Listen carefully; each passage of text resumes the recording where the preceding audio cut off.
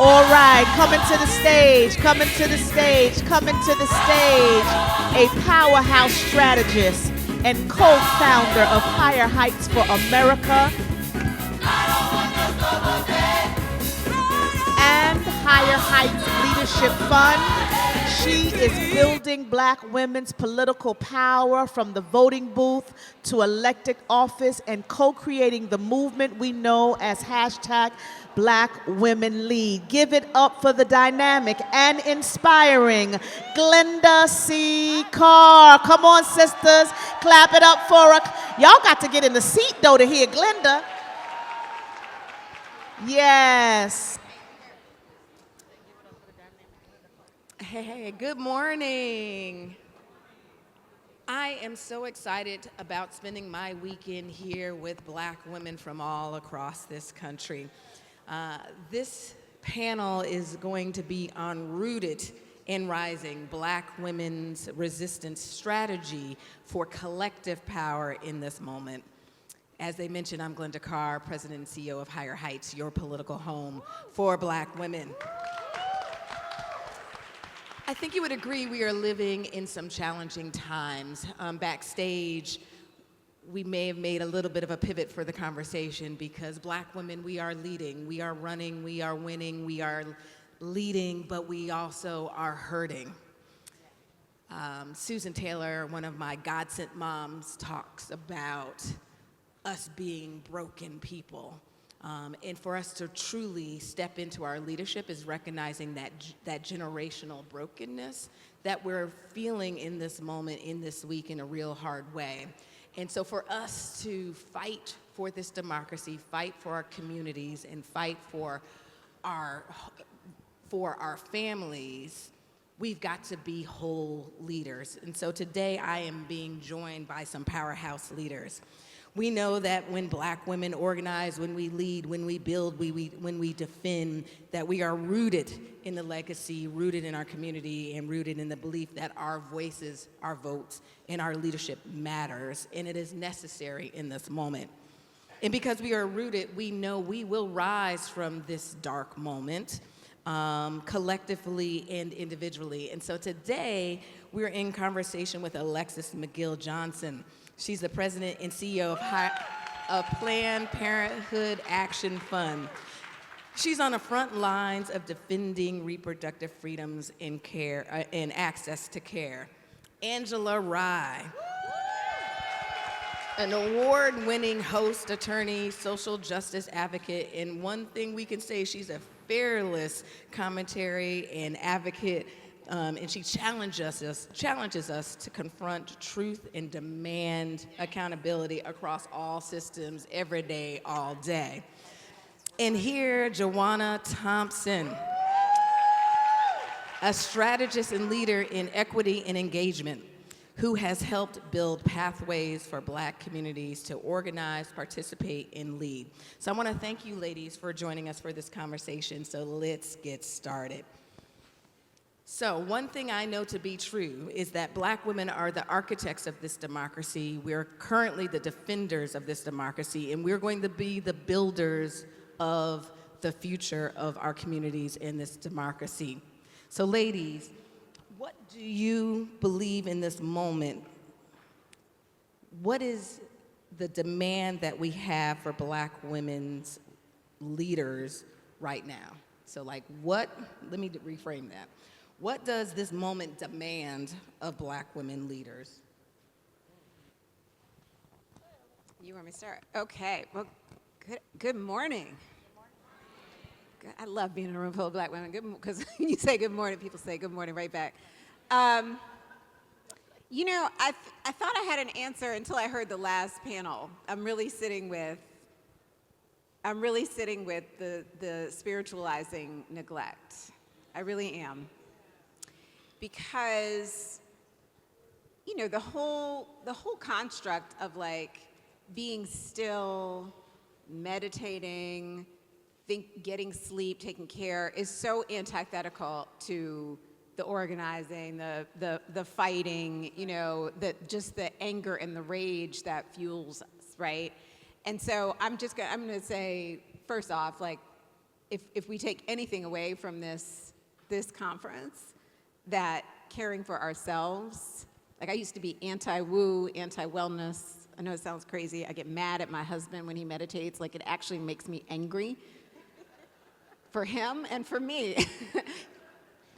And the realness that we actually, we're not good strategists, we're not good leaders, and we are not good organizers when we are not caring for ourselves. That I'm really sitting with that just from listening to conversation. I say that as someone who leads a healthcare system, how powerful that is. And so I think really sitting with that and thinking about, as leaders, really claiming our power. Because my other answer was, we often don't get into these positions unless we are coming into leadership to clean up what happened beforehand, particularly formerly white-led organizations. All right now, Alexis. Okay? I'm only the second black woman to lead Planned Parenthood in 107 years. And my tenure has been about, driving this big behemoth of an organization, fighting to center black women's experience in the middle and the future of it. And being told, being expected to just keep it nice and neat, like the perfect house guest. You go into somebody's house and you want to be invited back, and so you make the room just exactly like it was. You fluff the pillows, and you're like, they're gonna want me here. I unloaded the dishwasher. I did all of that, and the ability to remake an organization in our own likeness is seen as a threat. So wellness is one thing, and I'm going to take that, but my personal motto is, we got to drive it like you stole it. Every single time we are in these roles as leaders, we need to drive it like we stole it and push as far as we can to ensure that we are making it in our own likeness. The question was, what does this moment require of black women? And I'm going to say too much. Right.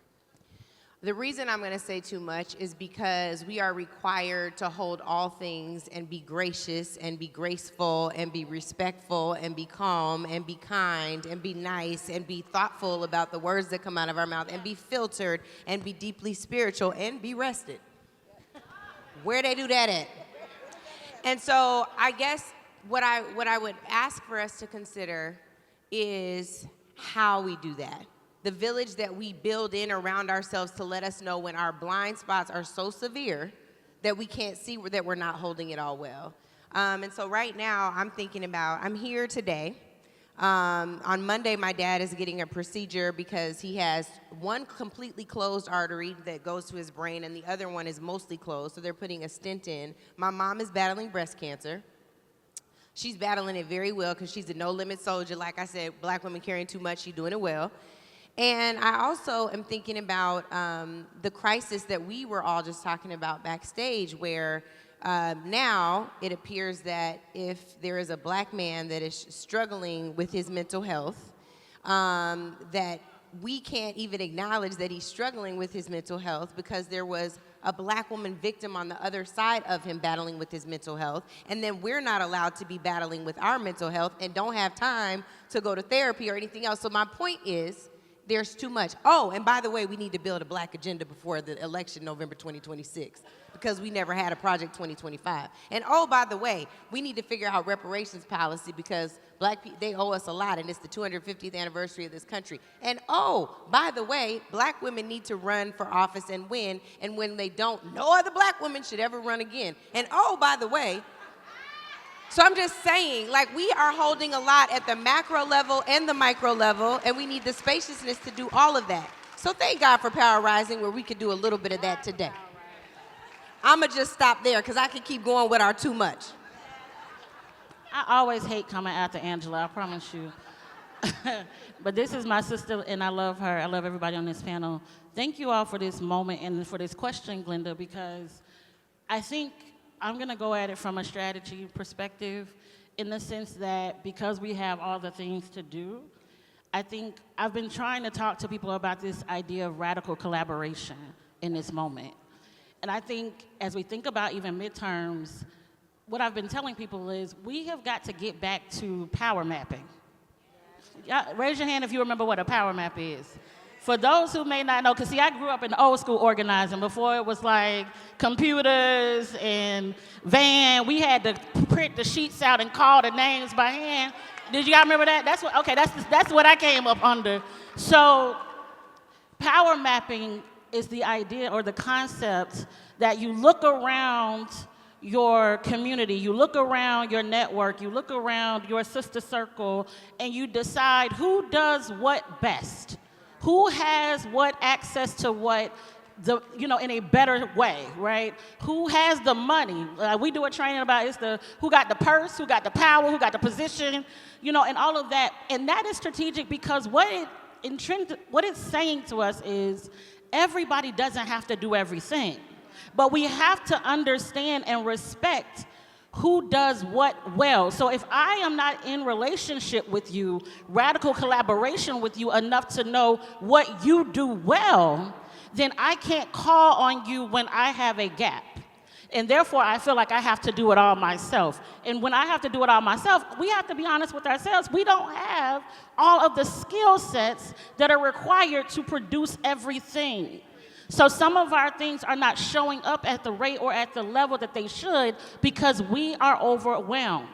So the idea of radical collaboration in this moment, for me, is really going back to that power mapping model, and that's built, first of all, with trust, which is why coming to places like Power Rising is so critical because this is where you build the trust. This is where you have the conversations about, sis, what are you doing? How do you show up? How can I support you? And not waiting till the crisis happens for us to then be making cold calls to people who then see it maybe as something else they have to do instead of a part of a radical collaboration model. So that's what I would suggest to us in this moment. I appreciate the collaboration model. Listening to my group chat, we all have group chats, right? I have my church girl group chat, I have my family group chat, I have my sorority group chat, I have this group chat, and them chats be like, I'm like, I can't. Angela has a group chat. I'm like, girl, I've lost. It's got 5,000 questions, and so we all have a role to play. Obviously, y'all have leaned in. Y'all are the leaders of the leaders. But in this moment, what do you believe fighting looks like for Black women, individually and collectively? I'm just gonna start here, Alexis. I think that we have to, before we start fighting, many of us already have begun fighting, we have to recognize who the real enemy is. Yeah. We spend a lot of time fighting people who we agree with 88, 90, 95% of the time. And there, I think especially in this generation, and I'm not talking about age now, I'm talking about this era of social media, there is a purity test that people are asked to pass that they cannot pass themselves. And so I just think that the most important thing is that we understand who the actual enemy is. Again, I want to bring this home quite literally. In Seattle, where I'm from, we have a mayor who has no qualifications, no background in electoral office. I'm not saying if you've never run for office, you can of course run for office, but really has no job training. She was mostly living off of her parents. But because she is liberal, I distinguish between liberal and progressive. Because she is liberal, a white liberal, she was given a pass. The thing that is remarkable about it is her first enemy targets were Black people from the prior administration who could have helped her in her transition. But because they were Black and don't agree with her 88, 95, 99% of the time, really, she thought it best to get rid of them. Well, now what you've done is you've started a war with people who could have been your best allies, your best foot soldiers, your best power mappers. And I think that is the real issue. So we know, Black people have always known, that our math doesn't math without each other. We don't have the benefit of saying we're gonna cancel out this full group of people because they don't agree with us line for line on reparations policy, or line for line on healthcare policy, or line for line even on wage issues. We have to figure out how to expand our tent and make sure that we are able to live and survive in that tent. So I would say the first thing we got to do before we start fighting is recognize the enemy.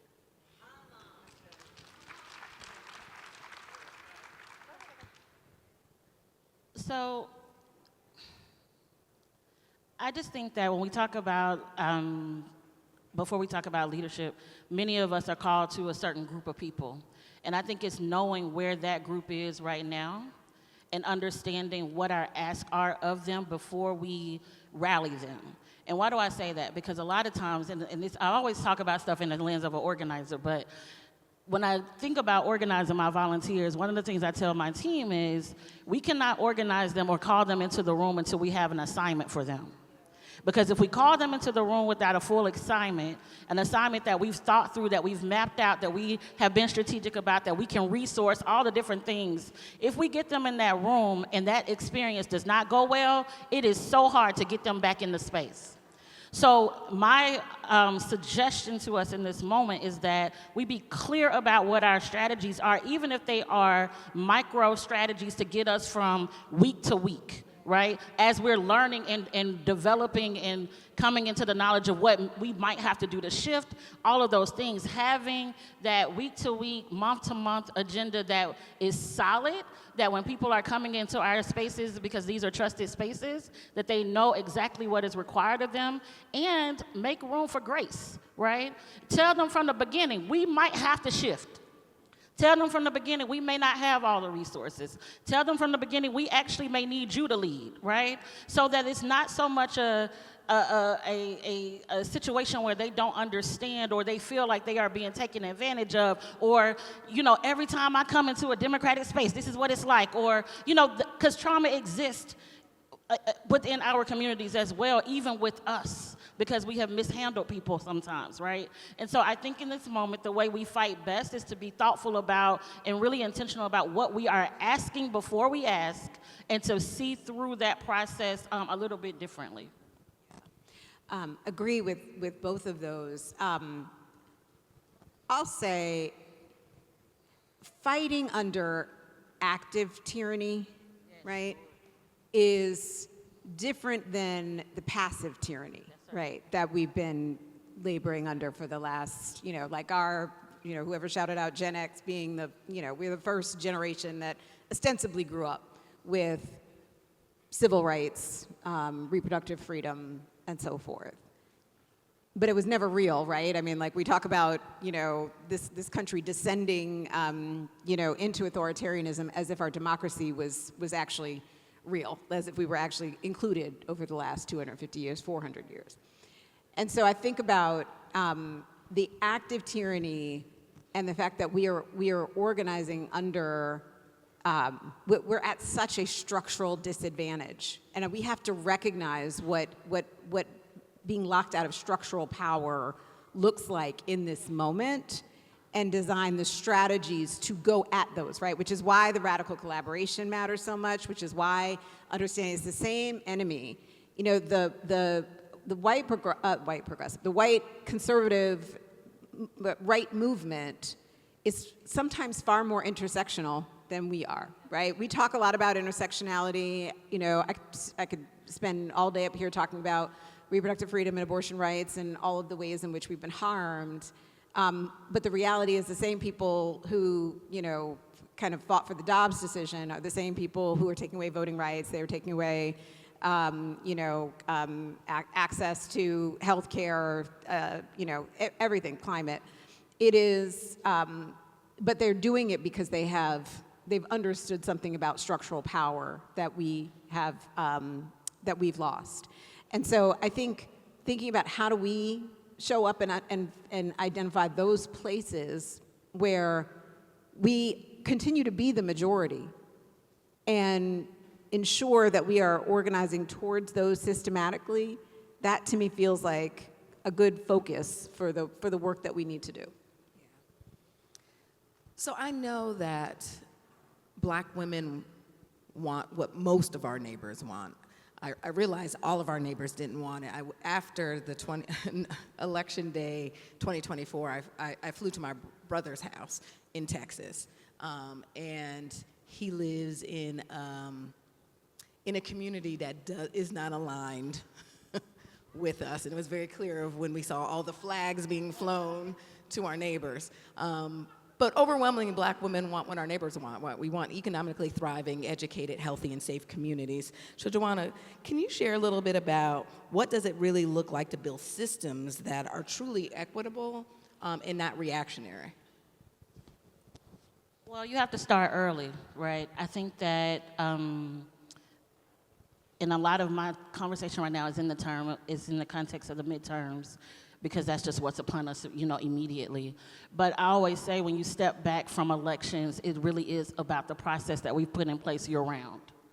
And if we put things in place year-round, it requires research.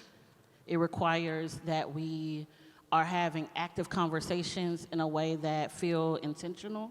It requires resources to resource the year-round strategies and programs. And I think that part of what we have seen is that most of our stuff is underfunded by so-called progressives, by those who say that we need to win, who say all these things. It's like, well, how do you expect us to do that without the resources? So I think that it is figuring out how do we build those resources outside of empire. It's figuring out how do we lean into wisdom that has gone before us. And I think the last thing I would say on this particular thing is when we have been thinking about misinformation and disinformation in this moment, the most strategic thing we can do is tell the truth and make sure that people understand who the truth tellers are. Because everybody's presenting a certain kind of way right now, and it is really causing harm. And it's how do we get to making sure that the truth tellers are platformed in a certain kind of way so that we are not disillusioned in the moment that we need people to actually react. So, Angela, you've been spending a lot of time thinking about how we combat mis and disinformation. Be clear that it is a well-funded operation, particularly targeted towards Black women, because they know that Black women are micro-influencers. Every single woman in this room, every single Black woman in your group chat, people look to see what we're wearing, how our hair is, what we're saying. And so being able to create chaos amongst especially as it relates to social media, towards Black women has been part of the work you've been doing for the last, you've been doing it for your career, but particularly for the last 24 months. What do we need to do to kind of cut through the noise and the distraction around mis and disinformation for Black women? And what are the tactics that we need to do to ensure that we are the truth tellers and that we are using our influence in a way to move our community forward? I think truth-telling is important, but that's not the foundational issue. I think that the foundational issue is truth-seeking. A lot of times, there are a lot of folks that spend a lot of energy on, see me, I can do this, I'm just as good as so-and-so, like wanting to be platformed without having done the foundational work of being platformed. So there, I have a professional development program, and I have a lot of young people that come in and say, I want to be just like you, I want to be a political commentator on air. And it's like, great, tell me about your job. I'm still in school. Great, so what are you going to talk about? And the hard thing is that conversation is they know the 1 in a million commentator or content creator that went viral in his platform now. They're like, well, what's her name started doing makeup and she taught herself. And it's like, that's great, there's one. Now tell me about 50 others. And they can't. And so I think the reality of it is, one, we should be modeling for our young people, but also for our elders and our peers, how to seek out truth first. We have all been victim to either seeing an AI video and sharing it and like, oh, this is so funny. Oh, it's not real, Or the other thing is there are now these memes that come up on social media and it'll be like breaking news, and it'll have some random thing like, if you hug 3 cats a day, your life will be extended by 10 years, right? And then you like share that with somebody, and if you look at the handle that it came from, it's like, I love cats, period, pay me $95, right? And so like you didn't even like check to see check your sources, friends. So go back to the basics. So I think that's really, really important that we seek out truth first, and when we seek it, we'll be able to share it. But I think before that, we can't skip over this issue. And right now, Glynda, to the point, we're in this harried kind of pace to do everything quickly, but we're not going to be able to escape that. We can't beat them just on a resource tip. You know what I mean? Like, they have it's well funded by multiple foreign countries. It's well funded by, Republican parties and conservatives. They have now figured out a way to pay consulting firms to find micro niche influencers to share mis and disinformation. And we still just trying to get on the same page about what we're going to talk about this week. So I'm like, how are we going to beat a machine when we trying to figure out, well, who going to lead it? Right. All right, let me put this there.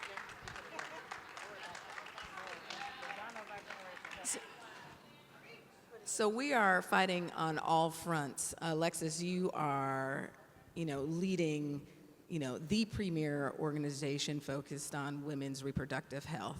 And as you mentioned before, very boldly standing in centering women of color and black women in this conversation. I once said, as you know, I was like, I have actually never been in an actual physical fight my entire life, but I will fight for Alexis McGill Johnson and her leadership. And so I want you, one, to frame a conversation about what is really at stake. You talked about being a Gen Xer, proud Gen Xer, and that we're talking about reproductive freedoms being rolled back 2 generations to before when we were born. What should we be paying attention to and what we should be fighting for as it relates to access and restoring our rights? And more importantly, I want you to spend some time talking about how we can support you so that you know that you have an army of black women ready to continue to fight for your leadership in an institution that has the resources and the potential to not only restore the rights that have been rolled back, but to imagine what true access is for all women, but centering black women's voices. Well, thank you. Thank you I can't wait to see you put the Vaseline on your cheeks and take your earrings out, get ready to throw down. Because I know you got it in you. That's why I keep coming back to authoritarianism, because if you look country by country, like, more countries are descending into authoritarianism that are kind of moving into democracies. And the first thing they do is take away reproductive freedom because it's the fastest way to control half the population, right? So there's a strategy, there's a theory, there's a whole tested plan around it. For black women, right, where the bans are on our bodies are more likely to be that we live in the states where the bans are the most egregious. We are less likely to have the insurance we need to travel. We are less likely to have the resources to travel out of state. We're going to be more surveilled, potentially more criminalized. And it's creating even more of a risk of maternal mortality, right? We already know what those stats are. But the reality is that abortion bans have made pregnancy more dangerous. Everyone who raised their hand, which was an incredibly powerful moment for me, who experienced miscarriage, right? The procedure to address miscarriage is abortion. And it's hard sometimes. I know we don't often say the word abortion. We often stigmatize it. The reality is, it is our lives and our experiences that are being impacted by these horrific, egregious bans. So we're literally at the center of what is happening right now. And the abortion bans were not the destination for this group. It was literally just the front door to open up more possibilities of criminalization. And we're losing OBGYNs. Only, I think, a third of counties in Georgia right now have one OBGYN. Right? Because who wants to practice? We're losing actually OBGYNs coming into the field because who wants to practice in fear of being criminalized, of having to pay $100,000 in fines, of not being able to get medical malpractice? Like, who wants to live in that environment? So people aren't even choosing that. And I know personally the power of walking into an exam room and seeing someone who looks like me and saying, oh, girl, now I can tell you everything. Let me tell you what's really going on, right? That's the future I'm fighting for at Planned Parenthood, to have literally to make Planned Parenthood be the best place we can go and get our health care that is evidence-based, that's data-driven, and that centers us truly being seen. And so I think about the impact of these bans, but again, centering them in the experiences of our lives and making sure that we understand the direct connection of the work that we need to do to support them. You know, I think that the questions around what we need to be doing as leaders in this moment is actually taking that step back to resource strategy together. We don't, I think, you know, we were talking backstage again, not to repeat it out here, but it was like, it really is this last year has been so disorienting because of the chaos, right? Because we're constantly having to, you know, fight one battle after another, after another, after another, and that is exhausting. But that's the point, right? Chaos is a strategy to wear us out, right? And to make us feel more wary of the fact that we will be able to, you know, to win and to succeed. And so I think that being able to take the time and the space to actually center and strategize it's a luxury that I think sometimes we think we can't afford as leaders, but it is so essential, like defining the opponent, finding the radical collaboration, but really creating that space for how we are actually gonna execute and holding ourselves accountable to that execution and holding each other accountable to that are things that are just essential movement practices. And so, you know, look, I think the work that we need to do is really kind of clear, you know, in this moment. It is creating the space for us to do it, and the resources. I mean, you know, financial resources are absolutely everything, and fighting to get those resources out early, right? As opposed to, you know, it's already late, right? Where we are in this moment right now. I just really quick want to ask, okay, that's good. So Hilton AV team, Power Rising paid a lot of money for this. That ISO shot is shaky, so until that figures out, if you could just leave it on the wide shot, that would be really great. Sorry, Leah. Producing from the stage, was jumping. So I'm gonna go back to Alexis again. It's like, so what's one thing we can do to support you? I know it's hard. Go on, come say what you need. This is about all of us. What is one thing? You know,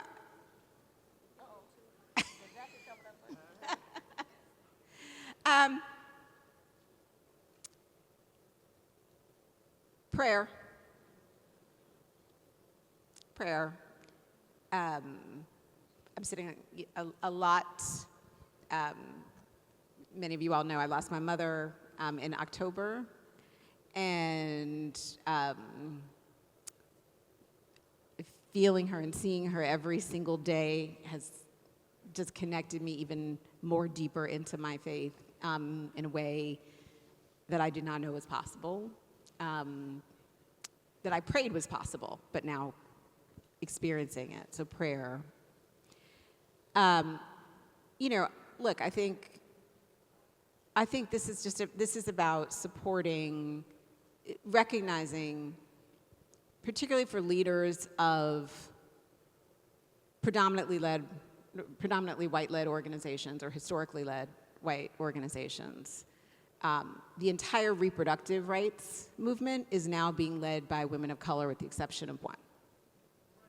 So we're kind of ushering in a new shift of leadership in a space that is turbulent, right? We're riding a wave, and we can see it. We know what it is to rebuild on the other side because we've been doing that.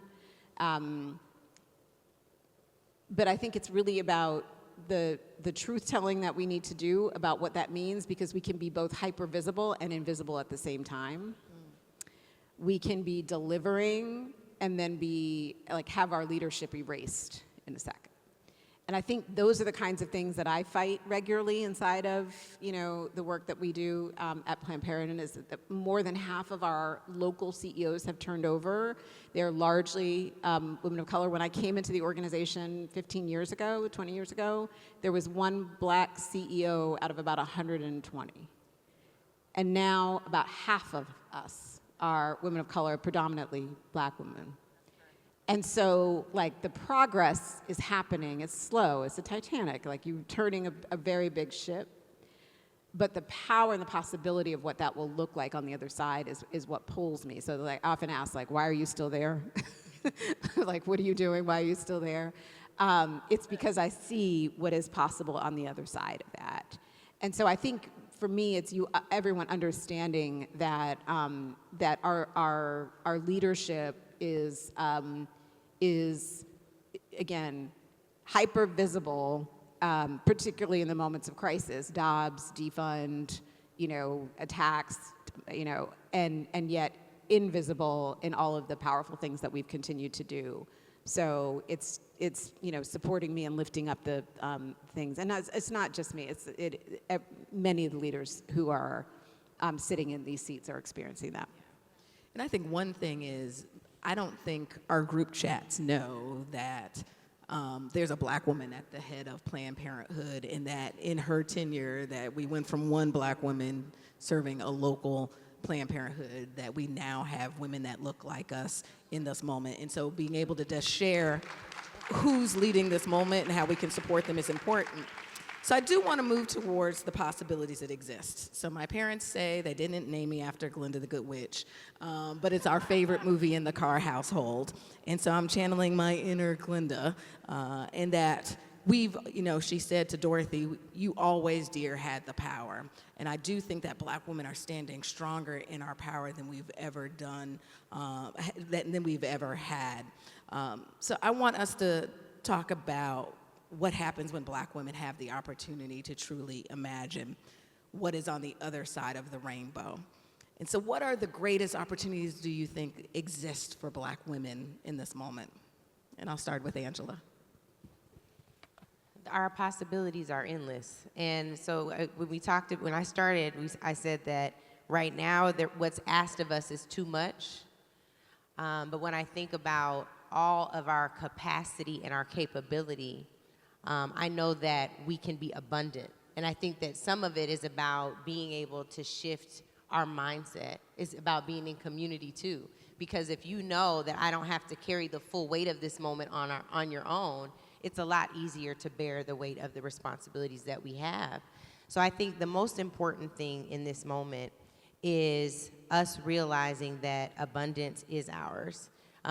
Yesterday, we spent some time talking about agenda building on this stage, and I neglected to say, because of so many powerful black women, with State of the People, where we moved all over this country, thank you to all of you. But we have a Black Papers Policy Project. The book will be published before the midterms. It is our version of Project 2025. More than 100 black experts, many of them black women, contributed from all over the country. So it is ours to say, this is the America that we dreamed of. This is the America that our ancestors dreamed of, building for us, toiling for us, sacrificing for us, fighting to still be here for us. So our survival requires for us to dream about abundance and to start walking towards it. That's right. Right. I think two things that I'm thinking about. One, I think on the other side is the ability to think more globally and not so locally. Mm-hmm. I think that I've spent a lot of time trying to reconnect my work back to Africa and our sisters who are there and the opportunities that are there. And I think that when we feel that our only place and space where we can have impact is in a very small box, that box begins to suffocate you. But when you remember that the earth is the Lord and the fullness thereof, you remember that we are global citizens and there is place and room for our leadership everywhere. And they are waiting for us. When we come in those rooms in some of the different countries, they are waiting for the brilliance that you have because they've seen it apply. They're not ignorant to your leadership and what you've been able to do here in the US. They are super excited to receive you and to learn from you. So I believe that on the other side of this, it is being able to have a greater imagination around where your leadership can be most effective in the rooms in which you can be in. So that's one thing. I think the second thing that I imagine is that we finally get to a place where self-preservation is not the enemy of resistance. Because I think in a lot of spaces, it feels like in order for me to be seen or recognize that I'm doing my job, I gotta always be doing. I've got to be mastering the next thing. I've got to, and a lot of times that doesn't leave room for self-care. And so I think it's being able to be balanced and think about if you wanna have a child or not, and think about if you want, I mean, sometimes you don't even have the ability to wake up and be like, okay, do I wanna wear a black suit or a blue suit? You just putting on something, right? It is the idea that we get to breathe for a moment in between strategy, in between all of the other things. And I think that, to me, Black women being able to be whole and think about the holistic part of themselves and all the things that they want is on the other side of where we are right now. You know, I'm looking at this disruption as a gift, right? These crazy people came in and destroyed agency after agency after, you know, institution after institution, right? It is the harm. I'm not in any way ignoring the harm on people every single day. That harm has been there.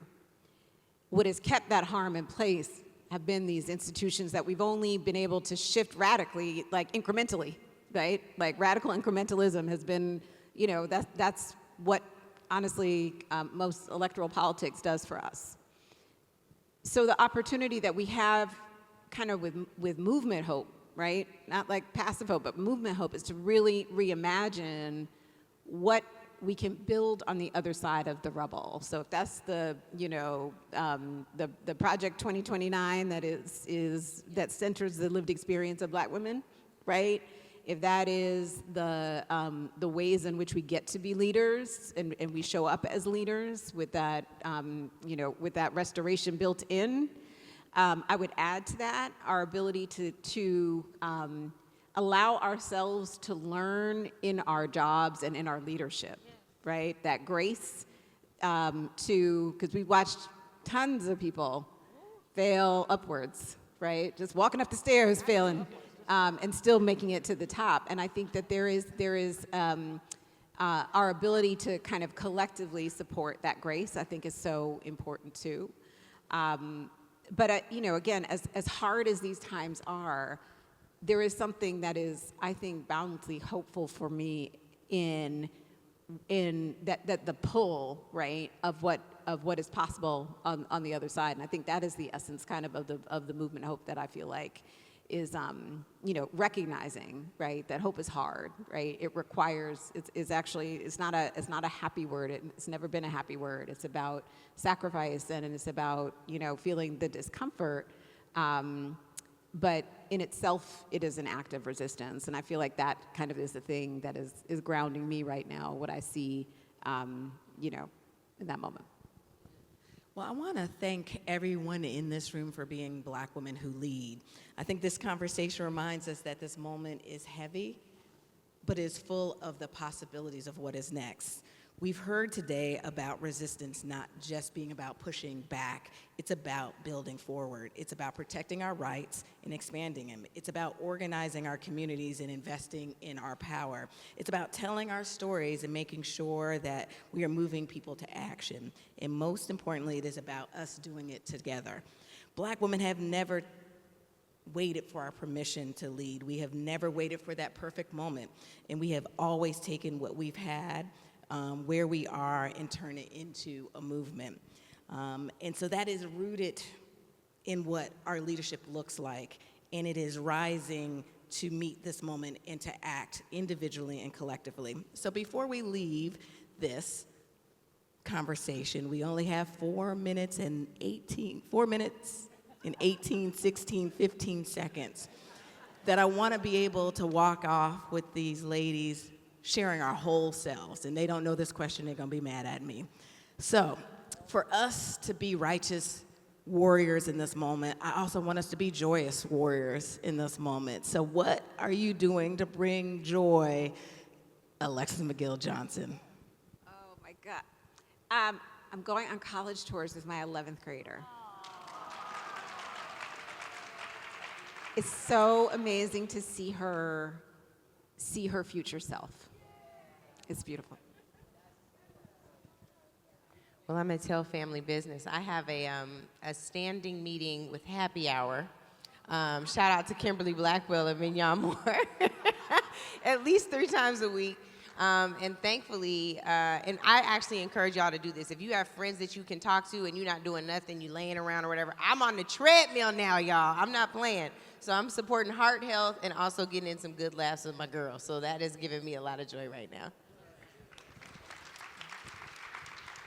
There are so many plays and right now and that are on Broadway. I don't know if you've heard of the play with Taraji and Cedric the Entertainer, August Wilson plays, but there is so much Black art happening right now. And I believe that our joy is in supporting each other and going and seeing each other at those things. So even if it's just going to see Cardi, hello, whatever it is, take the moment, invest in yourself that 2 hours or 3 hours of joy, because our art has always been central to our liberation movement.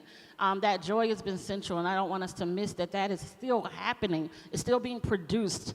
It's still being done well. But I would certainly say I just saw the one, it's the August Wilson play, Joe Turner Come and Gone. And I think it is just brilliant. So do something like that. Yeah, and I'm being present every chance I get to hug up on y'all, to drink with y'all, and to laugh abundantly. This Tuesday, I'm going to my hometown, and I forgot his name, but he does, like, so I'm half Caribbean, y'all. So I'm about to pick it. Is Yvette here? It's an exercise class to soca music. So I'm gonna whine and whine and whine it up on Tuesday. So throughout this weekend, please ask a sister what brings her joy, because it might be something that you may want to do. Pickleball, tennis, sleep in a good bed, all the things so that when we get up in the morning that we can continue to move this country to higher heights. Thank you so much, and thank you to our panelists. Come on, let's give them a hand. Let's give them a hand.